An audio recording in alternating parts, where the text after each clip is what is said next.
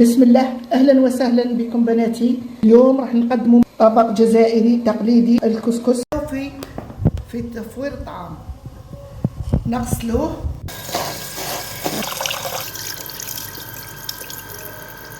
هاني غسلته ودركا نعصرو ونحط في القصعه.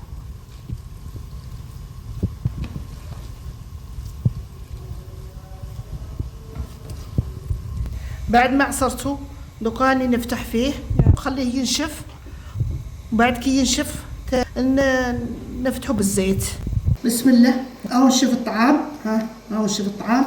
دوكا نديرو شويه زيت نفتحو بيه، مغرف زيت نفتحو بيه.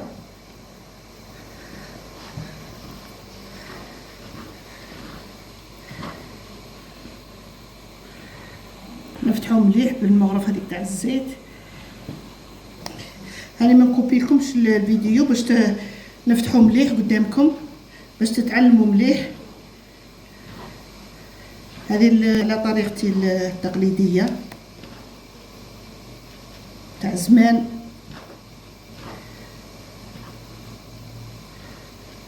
نفتحو كاع الحبيبات هذوك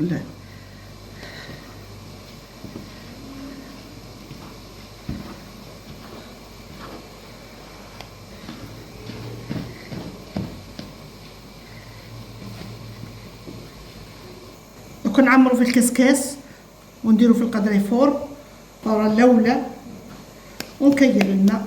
كيل الماء، قيس الطعام قيس الماء باش ما يجيكمش يابس ولا معجن.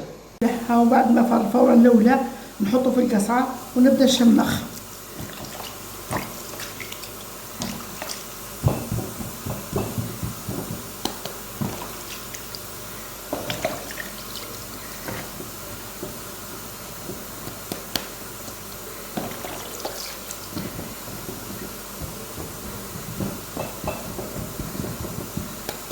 اللي ما تقدرش تواسي بيدها تتحرق، تواسي بالمغرف. لازم يشرب على السخانه الماء. خليته يشرب شويه، بعد نعاودو الفوره الثانيه. الماء قعد بنص الكميه. هاد الفوره الثانيه، هاو فار الفوره الثانيه.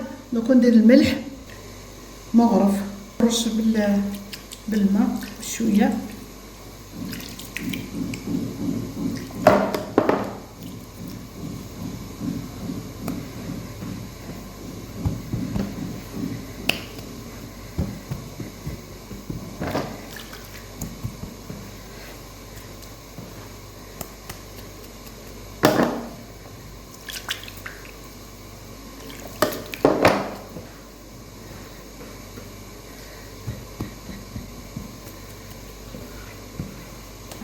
ونخلطو شويه ونخليه يشرب مده 5 دقائق ونفورو. خلاص فورا الاخرى راني درت كاع الكميه تاع الماء. فورا الاخرى نبردو شويه وندهنو بالزبده ولا بالسمن ولا اللي عندك.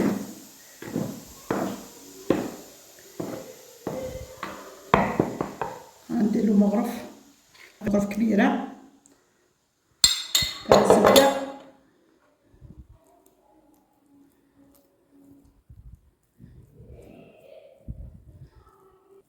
ذوبوه على السخانه باه تذوب في الطعام. على السخانه خير.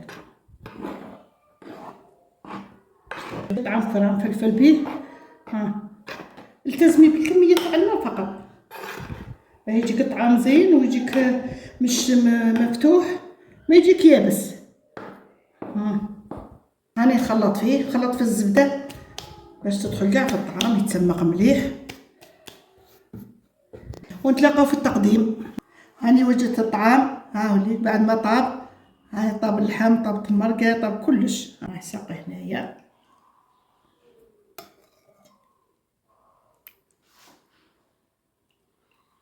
الله، الطعام تاع زمان تاع الحراير تاع بكري، وتاكلوا بالصحه والعافيه ان شاء الله. وش هي طيبه.